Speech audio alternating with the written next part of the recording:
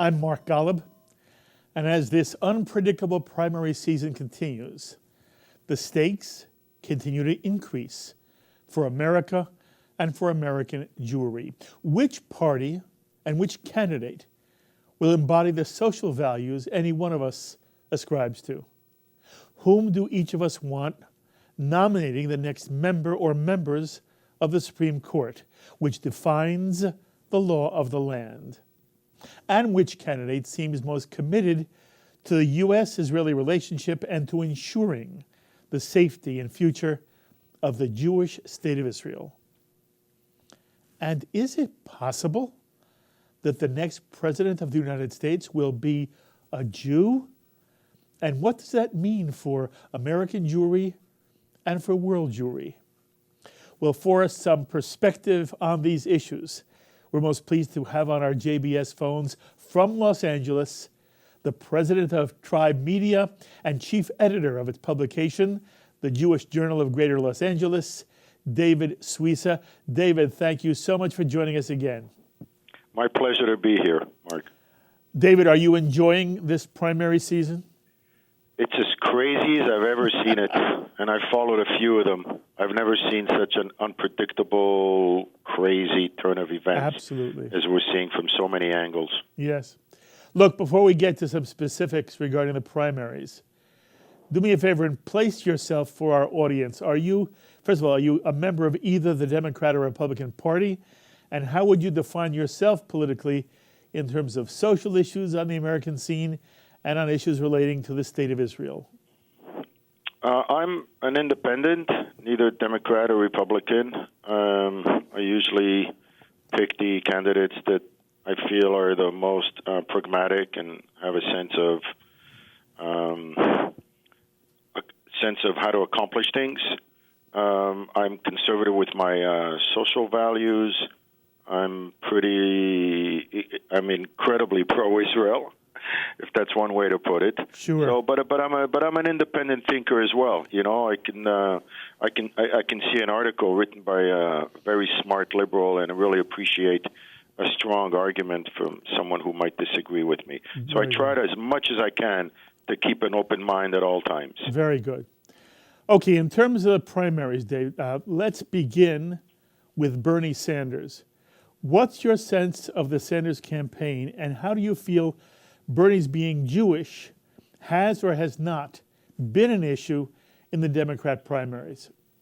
I think he's doing old school Jewish things that comes from the sort of that socialist, communist background of the old Jewish tradition, but he's not naming it Jewish. So that's the Jewish angle. The Jews who fought for the rights of blacks during the 1960s. So there's a classic liberal element to Sanders that's pre-Clinton. Yeah. Clinton brought in what's called neoliberalism. It was liberalism that was more centrism. So I think Sanders is going back to FDR liberalism. And that's appealing to a lot of people, this idea of a purist type of liberalism that appeals to people, especially people who feel angry. Mm-hmm. Angry, and, you know, Sanders is very smart because he's choosing the right enemies. And the enemies he's choosing are sort of the big banks and the high-powered lobbyists of Wall Street, and he's correct on that point. So much of, political America is corrupt, and the people know that. What he's not saying is that he's part of that political system. In what way? He's acting as if he's outside of the political system. But In this what guy way, is though? a senator who knows how government works. So in a way, he's pandering to his voters as much, if not more, than any other candidate right now, because he ought to know that America is not about revolutions. When you get into the White House is not an instrument of revolution. Mm-hmm. The White House is an instrument of evolution. We make incremental changes because of the system of power being balanced among three different groups. So he ought to know better than to promise a revolution, which is what he is promising, and he knows that that's utterly unrealistic. Okay. Come back to the specific question about how his Jewishness does or does not play into this election.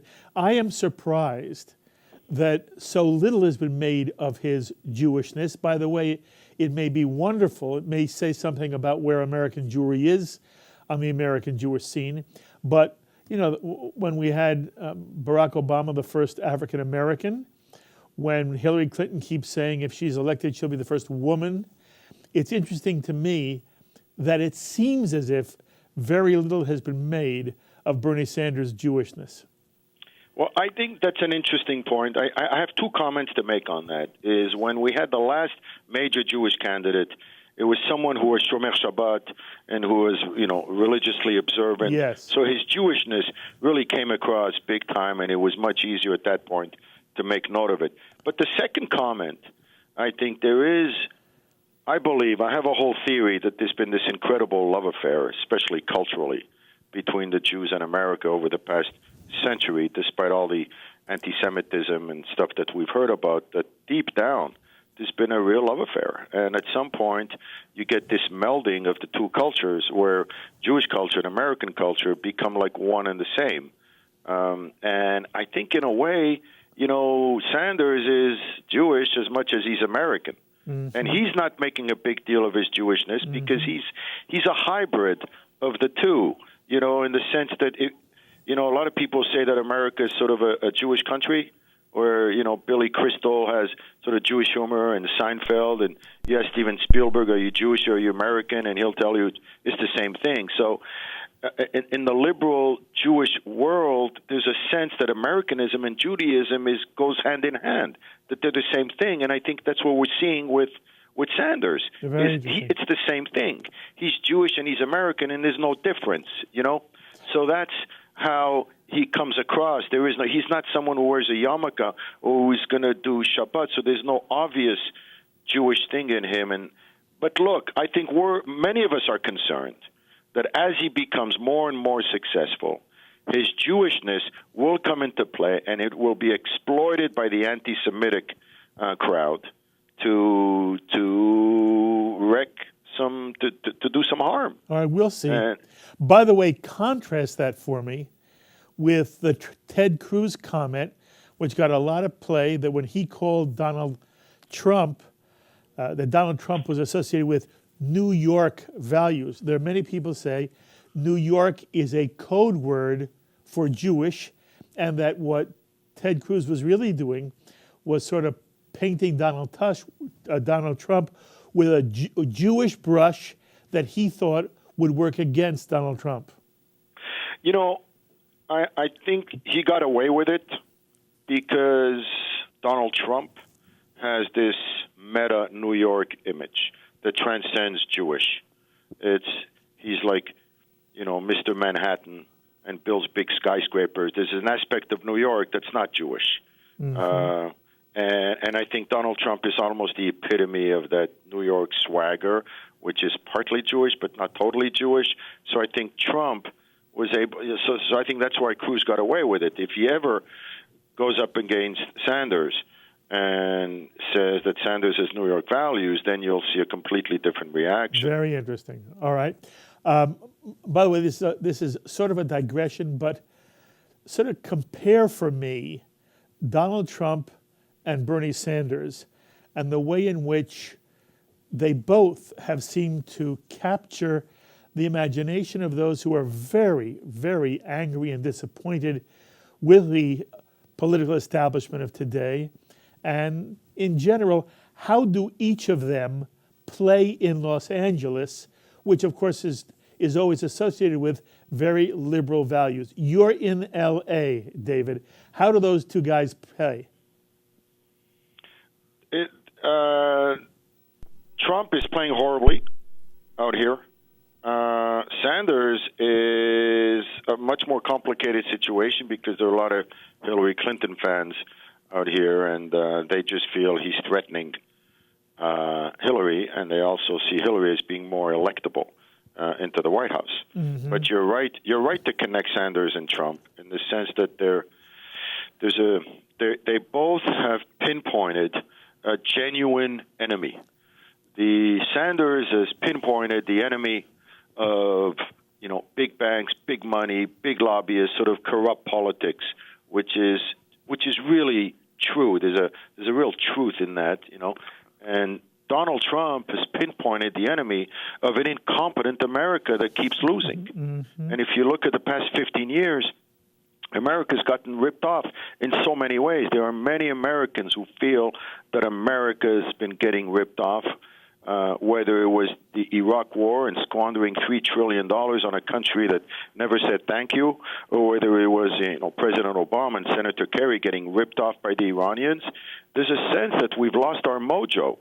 So, here comes this deal maker who's not a politician, who has a reputation for making deals, and he's saying, I'm going to make better deals for America. There's something really believable about that. Mm-hmm. So they're both playing to an angry crowd, like you said.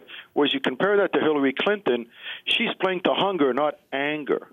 So, she says in one of her recent speeches that people are hungry for this or that, but the truth is, right now, the bigger votes are in anger, not hunger. Yes. Okay, come back to Bernie Sanders again. What does it mean to you that Bernie Sanders consults with J Street on matters pertaining to the Middle East and Israel? What it says to me is that this is, I'm thankful that he's showing us who he is, that he's not trying to spin that. And, it's not just J Street. It's also Zogby. I forget the Palestinian pollster. I think it was a dumb move on his part if he wants the pro-Israel Jewish vote. I think he needs to show more balance, obviously. But look, he's a classic liberal.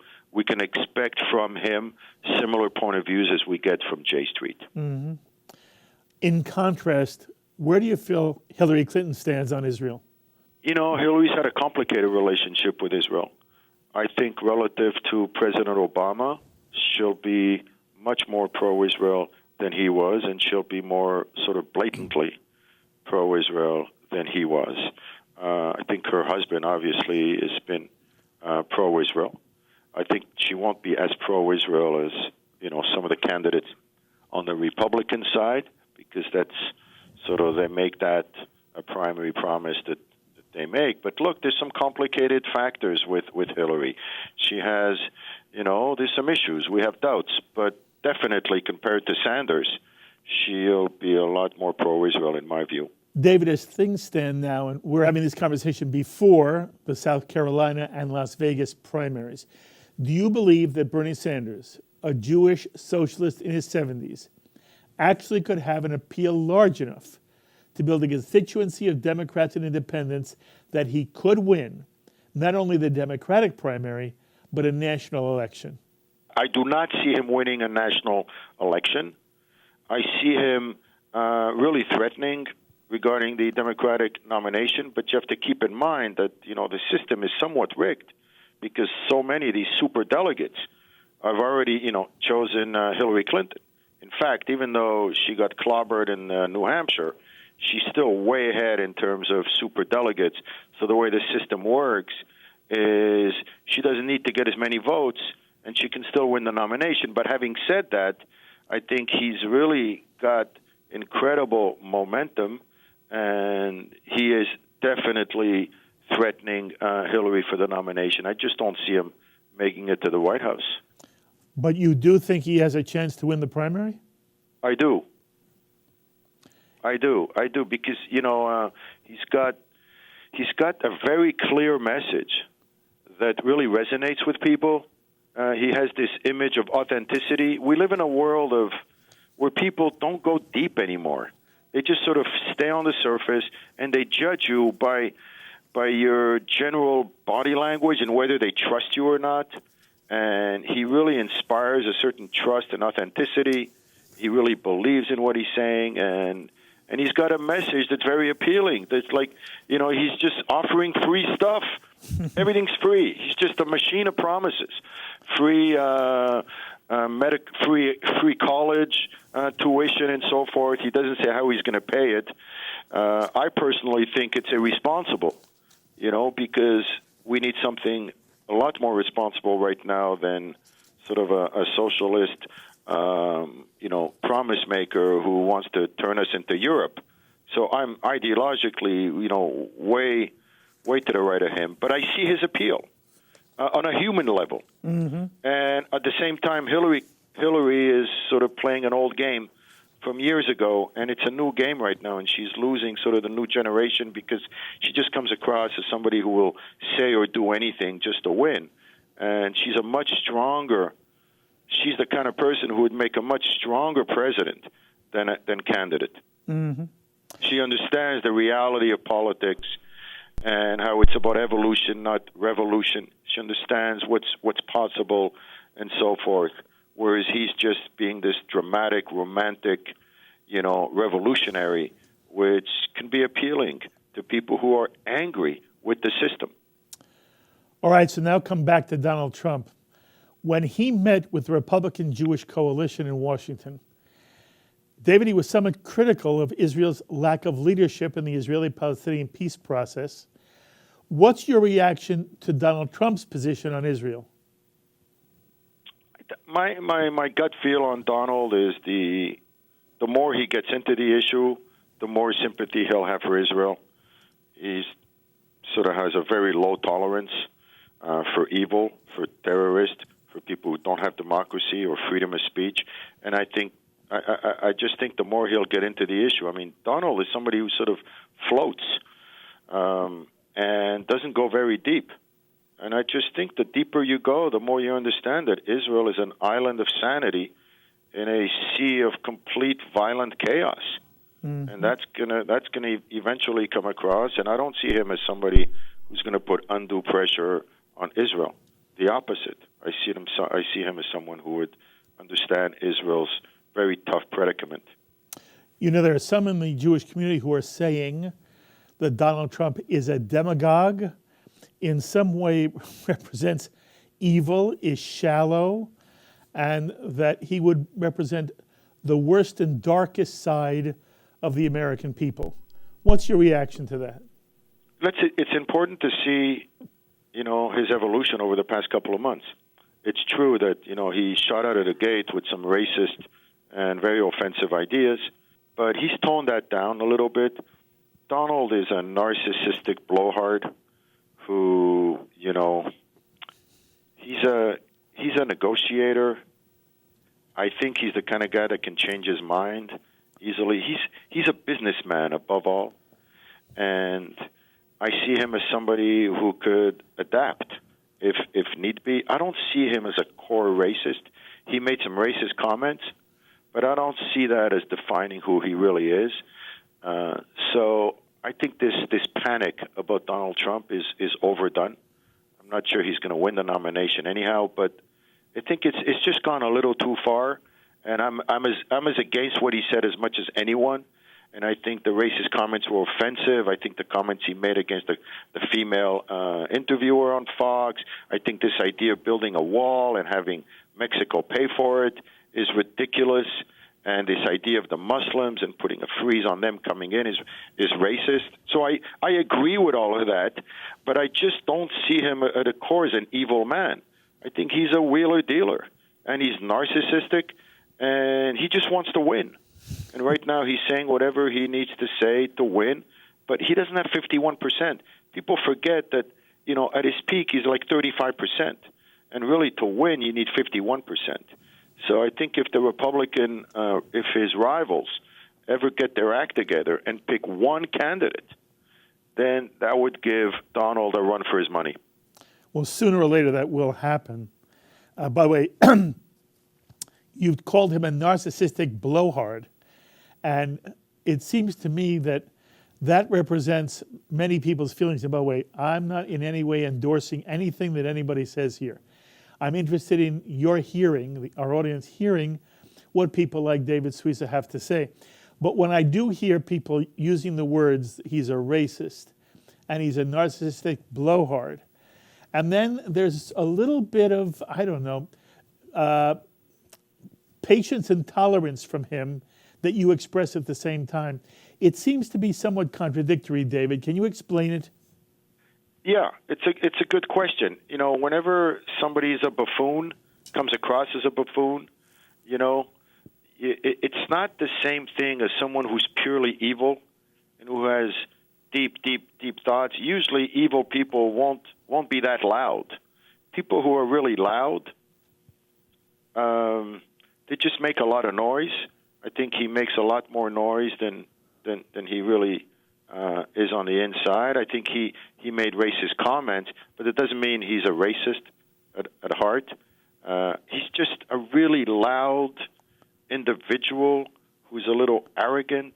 He's just a classic sort of wheeling, dealing businessman. He's used to sort of always getting his way. When his casinos started to fail, he regained leverage by building his own brand, and he convinced these Asians, billionaires, to put his name on their buildings. So he recovered very nicely, and then he managed to make millions by selling his name and his shtick on a television show. So he's a guy that sells Donald. He builds the Donald brand. He's got this. He's a shtick kind of guy, right?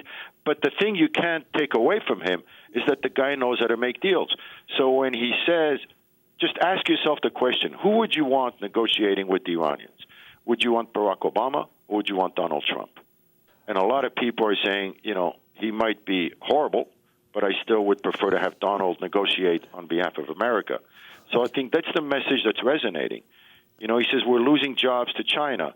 So you imagine him negotiating with China, and you get a feeling that he would probably do a lot better than Obama.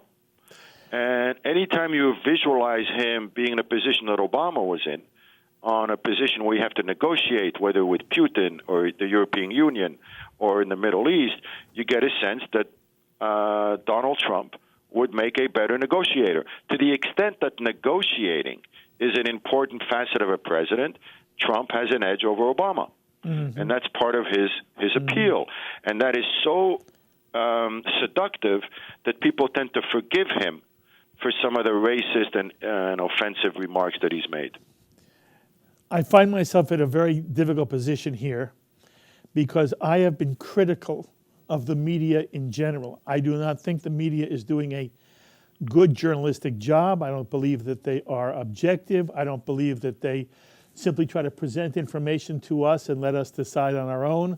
I believe they are basically partisan for one or the other. I believe that there are now right-wing television channels and left-wing television channels, and it's very hard to feel you're getting any real objective honesty. I think that's one of the real attractive qualities that Trump and Bernie bring to this election. But I do want to say the following to you. I don't understand why people think that what Donald Trump said was racist. I believe he has been misquoted and taken out of context. The two comments that he made, which evokes a lot of criticism, is on the one hand, he talked about the refugees who were coming, the immigrants who were coming across the American border from Mexico. He never said all Mexicans are anything. What he said was a group of people who are coming across the border are in many ways, and then he described what he felt was the problem with a very specific group within the Mexican people. When he said he didn't want Muslims to come to America, while that is jarring to almost all of us, it wasn't, in my mind, a racist statement on his part. It was a statement in response to a real fear that has gripped the United States. It may be a fear that you want to fight. There may be ways to argue, you don't want to say that, Donald. But he's not racist against people of the Islamic faith. He employs Muslims. He employs members of the Islamic faith. He employs Latinos. He employs Mexicans. So, David, I believe in some way. I believe in some way ways, you are parroting a kind of criticism that is really very shticky in the American media, but is not fair to Donald Trump. I think the reaction to Trump has been so over the top because he makes people feel uncomfortable with the whole image of America. He represents a side of America that a lot of liberals really hate. That sort of loudmouth, dominating, power hungry, America that liberals don't like. That's the part that sort of Obama ran against, right? So I get that, and they sort of have gone over the top. But it's also worth noting that the media has lost so much credibility with the American people that in many ways all this anti-Trump bias that you saw in the media only backfired against him. And it brought him even more support. And he was smart enough to exploit it. And it's not just bias, by the way, against one party or another. It's also bias against education. So you look at a CNN, any typical, mainstream news station, well, they'll have after a debate, instead of talking about the real issues, whether they were accurate about their claims on Obamacare and so forth, it's all about the horse race. So you'll have all these supposedly expert commentators that are only going to talk about strategy and tactics and what such and such candidate needs to do to win. There's nothing there that enlightens the viewer. So they are partly responsible for creating candidates like Donald Trump. Because they're positioning politics as a horse race. Very, very well said, David.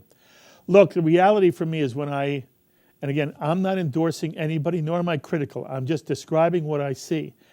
There are many times when one has to wonder whether a Donald Trump could represent the United States in the way that most Americans want the United States represented, and it's very hard for me to believe that the American people would elect Donald Trump at the moment.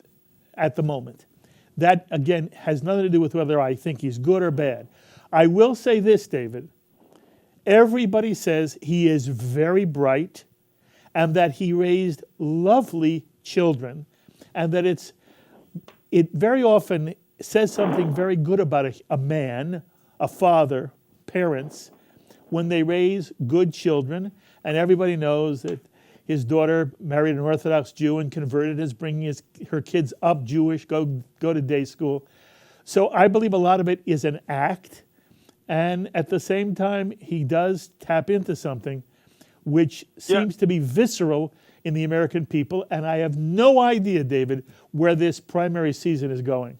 Well, I think, we can end on this point. One of the things that really frustrates me is how so many people give it 5 seconds of thought, and they decide, I hate the guy, he embarrasses me, or whatever, and then they have no curiosity whatsoever to try to understand the phenomenon. Why it's worked, why he's being so successful.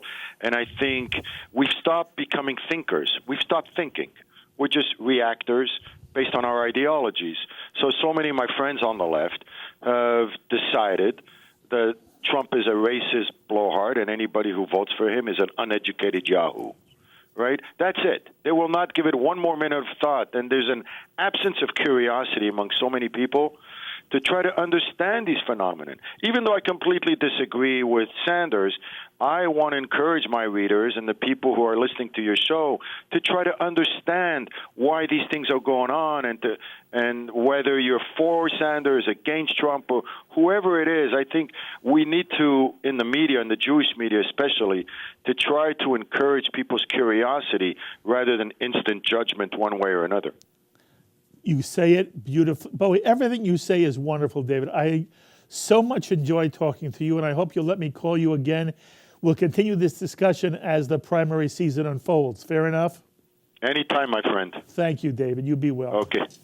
The thoughts of David Suissa, president of Tribe Media and chief editor of its publication, the Jewish Journal of Greater Los Angeles. So you've heard David and me. How do you view the primary contests of both parties? Please be in touch with me this week. Email me, write me, post on our Facebook page, or tweet me. I look forward to reading what you're thinking. My thanks to our director, Sloan Copeland, production coordinator, Serge Goldberg, JBS's Associate Director, Dara Golub, and to the producer of Election 2016, Carol Lilienthal. Until the next time, I'm Mark Golub. Be well, my friends.